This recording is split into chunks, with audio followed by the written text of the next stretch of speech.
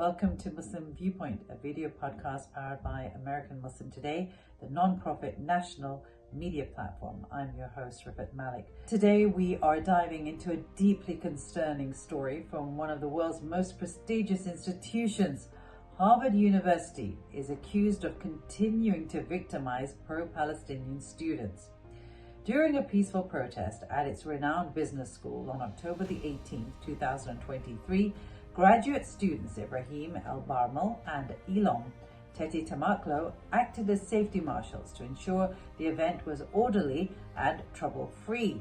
Yet these two students now find themselves entangled in a protracted legal battle, charged with assault and battery after a confrontation with a first-year Israeli student who disrupted the protest and proceeded to record participants without their consent.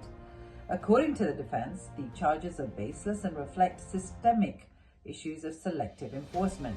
Muslim civil rights group MPAC is calling for action. In a statement, it said, "These young leaders acted to protect the safety of all participants at the protest, yet they have been wrongfully targeted by a system that too often discriminates against Muslim and African American advocates. Their actions were lawful and peaceful, and they deserve our full support."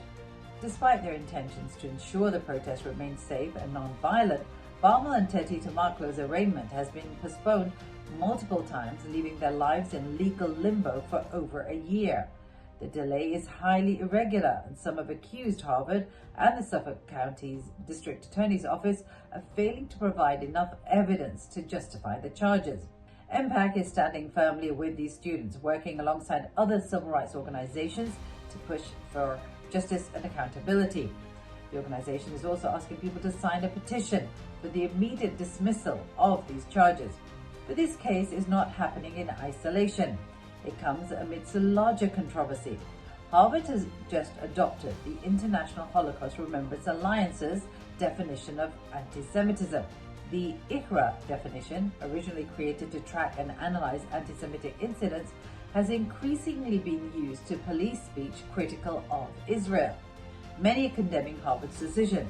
MPAC agrees, stating this definition dangerously conflates legitimate criticism of Israeli government policies with anti-Semitism and poses a severe threat to free academic discourse. This move by Harvard not only underscores what many see as the institution's implicit bias in favor of pro-Israel students in Israel, which was evident at the height of the student protests from October the 23rd to the summer of last year.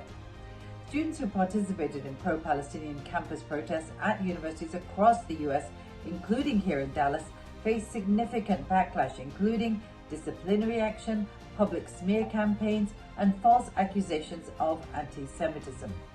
These students were calling for their institutions to simply follow the Boycott, Divestment, and Sanctions movements, which would mean withdrawing investments from companies that profit from or support Israeli policies of occupation and discrimination against Palestinians. Harvard's decision to further silence free speech sends a chilling message that advocating for Palestinian rights and critiquing the actions of the Israeli government could be framed as hate speech. As MPAC rightly points out, policies that equate legitimate political discourse with hate speech do not enhance safety. Rather, they diminish the marketplace of ideas. Historically, students in the US and around the world have advocated on behalf of those without a voice and against injustices, whether it's the Vietnam War in the 60s and 70s or the Iraq War in the early 2000s. But to expect them to be silent or to restrict their right to protest in the case of Israel is seen by many as an outrage.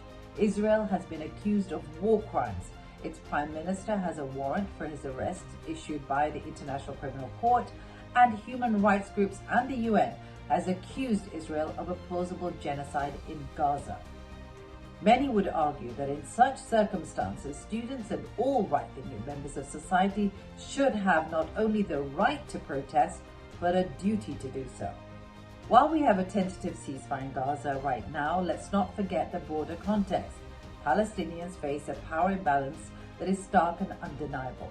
They live under occupation, deprived of sovereignty and human rights, while Israel, with its vast military and economic power, continues to expand settlements in violation of international law and with the help of the US.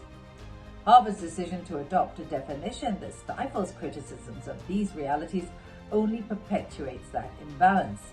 It suppresses advocacy with justice and erodes the university's credibility and commitment to academic freedom.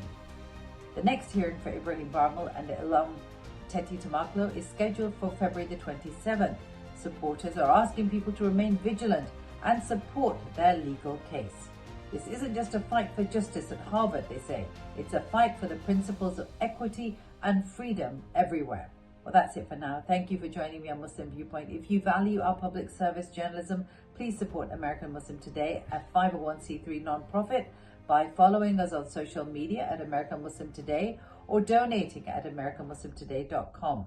And before you go, don't forget to hit that subscribe button. Until next time, I'm Rifat Malik.